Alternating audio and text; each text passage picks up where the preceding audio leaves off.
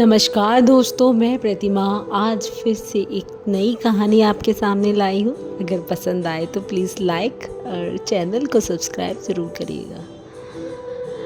कहानी का टाइटल है मोतियों वाला हार। ओहो, फिर से इतनी फैलावट। अभी तो मैंने सारी सफाई की थी और आपने फिर से सारे में पाउडर फैला दिया। 65 साल के कृष्ण राय को पाउडर लगाने का बड़ा ही शौक था, पर वह जब भी पाउडर लगाते तो पाउडर चेहरे पर कम और सारी ड्रेसिंग टेबल और उसके नीचे रखे जूतों पर ज़्यादा होता था। वह बस पाउडर लगा के चल देते और उनकी पत्नी आशा बस झुंझलाती रह जाती। दोनों मजाक मजाक में झगड़ते रहते। अब भी आप यही चाहते हैं कि मैं बस सफाई में ही लगी रहूं? और वे मजाक में कह देते, हाँ हाँ तो क्या हुआ, फिर से कर देना, और हंस देते। पर जो आशा जी थी ना, यही नहीं रुकती थी। पाउडर से शुरू हुई बात कृष्ण राय जी के हर बिगाड़े हुए और ना किए हुए काम पर जाकर रुकती थी। आशा जी एक बार शुरू हो जाती तो तब तक चुप ना होती जब तक सारी बातें वो कह ना लेती। शायद बड़ी उम्र में ये लोग अपना इसी तरह से मन लगाते हैं। ऐसा कहते कहते वो एक बार फिर से सफाई में जुट गई। ड्रेसिंग की सफाई के लिए उन्होंने ड्रेसिंग से सारा सामान निकाल लिया और जहाँ जहाँ पाउडर गिरा था वहाँ से सफाई करने लगी। तभी वहीं बैठे अखबार पढ़ते हुए कृष्ण राय जी की नज़र पुरानी एल्बम पर पड़ी। वो एल्बम जिसमें उनकी 25th एनिवर्सरी पार्टी के फ़ोटो थे। उन फोटो को देखते देखते उनकी नज़र आशा जी की एक फ़ोटो पर पड़ी जिसमें उन्होंने मोतियों का हार पहना हुआ था। वही मोतियों का हार जो कृष्ण राय जी ने पहली बार आशा जी को गिफ्ट में दिया था। कृष्ण राय जी को कभी कोई शॉपिंग का या कुछ भी खरीदने का कोई शौक़ नहीं था। ना तो वह खुद के लिए कुछ खरीदते थे और ना ही किसी और के लिए। वे हमेशा कहते, मुझे शॉपिंग करना नहीं आता। आशा, तुम्हें जो भी चाहिए हुआ करे तुम ले आया करो, मैं तुम्हें मना नहीं करता, तुम ही लाया करो। उस हार को देखकर कृष्ण राय जी ने आशा जी को फिर से वही हार पहनने को कहा। बोले, अरे देखो ना इस हार को, फोटो दिखाते हुए कहा। तुमने कब से यह हार नहीं पहना है, जरा आज पहन कर दिखाओ ना। इतना सुनकर आशा एकदम से सकपका सी गई। कौन सा हार? अरे देखो ये वाला, मैं तुम्हारे लिए हमारी 25th एनिवर्सरी पर लाया था, याद है ना तुम्हें? अच्छा वो वाला? हाँ हाँ फिर पहनूंगी, अभी मुझे सफाई करने दो। नहीं नहीं अभी।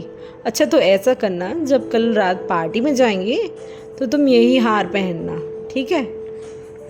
कृष्ण राय जी इतना कहकर फिर से अखबार पढ़ने में व्यस्त हो गए।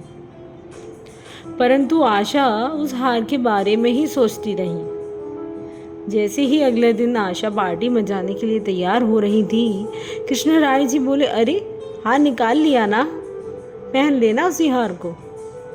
पर आशा ने तो कुछ और ही पहन रखा था। तो कृष्ण राय जी ने देखा और बोले, अरे यह तो वह हार नहीं है, उसे क्यों नहीं पहनती हो? मेरा कितना मन है, पहन लो ना आज। अरे आशा बोली, अरे वो मेरी साड़ी से मैच नहीं हो रहा ना, तो मैंने इसलिए ये पहन लिया है। देखो ये साड़ी के साथ कितना अच्छा लग रहा है। पर कृष्णराज जी बोले, नहीं मुझे तुम्हें उसी हार में देखना है, और वह पीछे ही पड़ गए।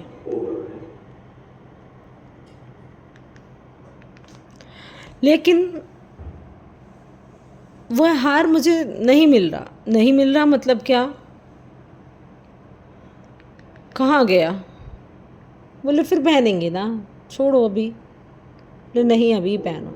इतने में आशा जी के मुंह से निकल गया, नहीं है वह हार। नहीं है मतलब कहाँ है? मतलब नहीं है वह हार। क्यों, कहाँ गया? वो हार मैंने बेच दिया। बेच दिया? ऐसे कैसे बेच सकती हो तुम उस हार को? मैंने तुम्हें पहली बार कोई गिफ्ट दिया था। वो एक्चुअली जब सुमन की शादी थी ना, सुमन उनकी बेटी। उसे अपनी शादी के लिए एक हार पसंद आ रहा था। उस वक्त इतने पैसे नहीं थे, तो उसका मन देखते हुए मैंने अपना हार बेचकर उसे उसकी पसंद का हार दिला दिया। कृष्ण राय जी गुस्से में बोले, पर तुम मुझे बताती तो मैं उसे कैसे भी करके उसकी पसंद का हार दिला देता, पर आशा तुम्हें तुम्हारा हार नहीं बेचने देता। मैं जानती हूँ आपके ऊपर वैसे ही भी बहुत खर्चा था उस समय, मैं आपको कैसे बताती। उस समय मुझे यही ठीक लगा। खैर छोड़ो ना, यह भी देखो कितना अच्छा लग रहा है। और हम पार्टी के लिए लेट हो रहे हैं, अब जल्दी चलना चाहिए। और दोनों पार्टी के लिए निकल गए।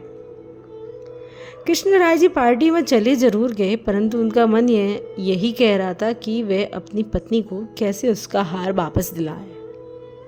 अगले ही दिन वह जौहरी की दुकान पर गए और हार की फोटो दिखाते हुए सेम वैसा ही हार बनाने को कहा।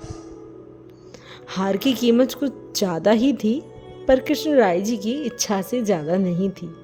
कुछ ही दिन में वह हार बनकर आ गया। उन्होंने अपने बचाए हुए पैसे से वह हार बनवाया था, तो उन्हें वह और भी प्रिय था। और अपनी अगली एनिवर्सरी पर उन्होंने आशा जी को फिर से वही हार गिफ्ट कर दिया और इस बार बोले कि यह हार सिर्फ तुम्हारे लिए है, संभाल कर रखना। थैंक यू दोस्तों। अगर आपको मेरी कहानी अच्छी लगी हो तो प्लीज़ मुझे कमेंट करके ज़रूर बताइएगा and like share. Thank you. Bye bye.